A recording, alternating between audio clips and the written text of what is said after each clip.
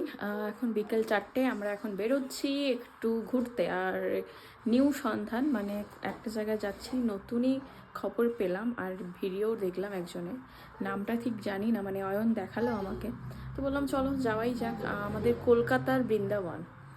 তো খুব ইন্টারেস্টিং লাগছে, অবশ্যই গিয়েও দেখবো। আর এটা অবস্থিত হচ্ছে দক্ষিণেশ্বর থেকে কিছুটা ডান দিক কি বাঁ দিক এরকম কিছু একটা ব্যাপার আছে, গেলে আমি প্রপার দেখাচ্ছি। তো সাথে থাকো, দেখতে থাকো, ভালো লাগবে জায়গাটা। আর যারা আমাদের মানে কলকাতার ভেতর আছি তারা অবশ্যই যেও।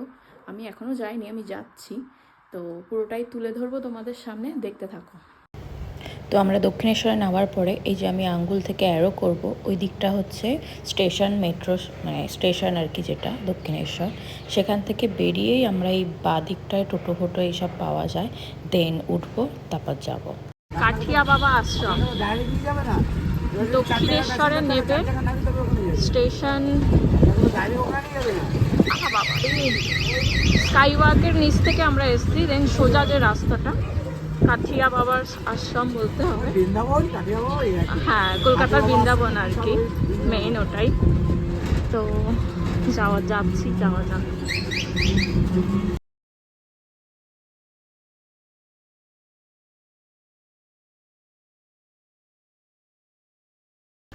তো মন্দিরে প্রবেশ করার টাইম হচ্ছে বিকেল 5টা থেকে সন্ধ্যে 7:30 অবধি। তো যারা যাবে এই টাইমের মধ্যেই যেও।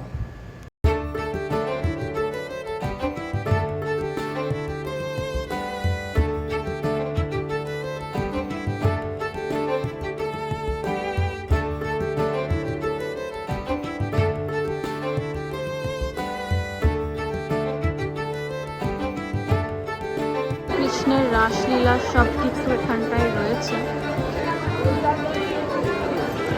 এটা হলো কলকাতার বৃন্দাবন, দক্ষিণেশ্বরেই অবস্থিত, মানে ওখান থেকে কিছুটা এগিয়ে। ভেতরে যাওয়ার মানে মন্দিরের ভেতরে যাওয়ার লাইন, বাপরে বাপ।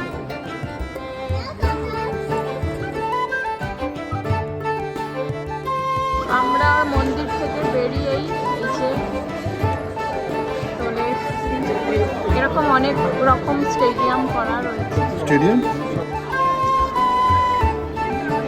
নৃসিংহদেব বেশ সুন্দর কিন্তু।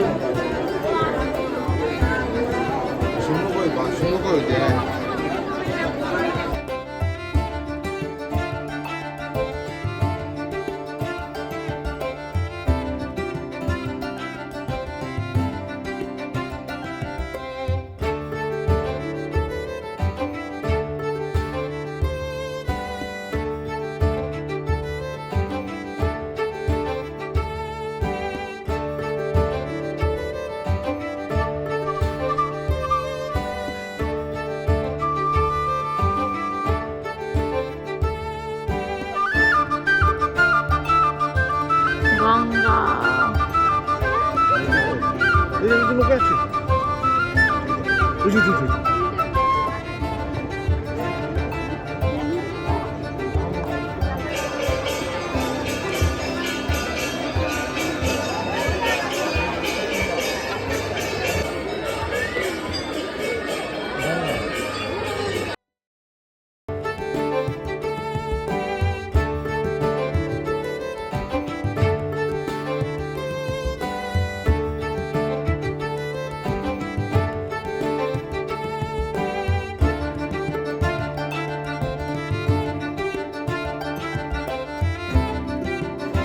যা যা লীলা রয়েছে, যা যা কাহিনী, সবটাই এরকমভাবে তুলে ধরেছে। এটা বেশ সুন্দর।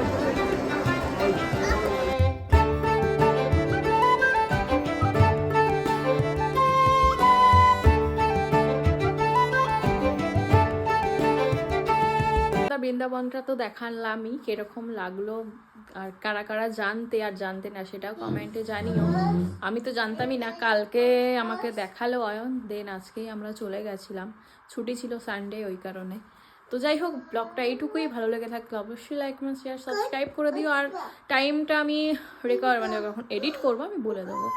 কখন কি খোলা থাকছে না থাকছে। তো বাই।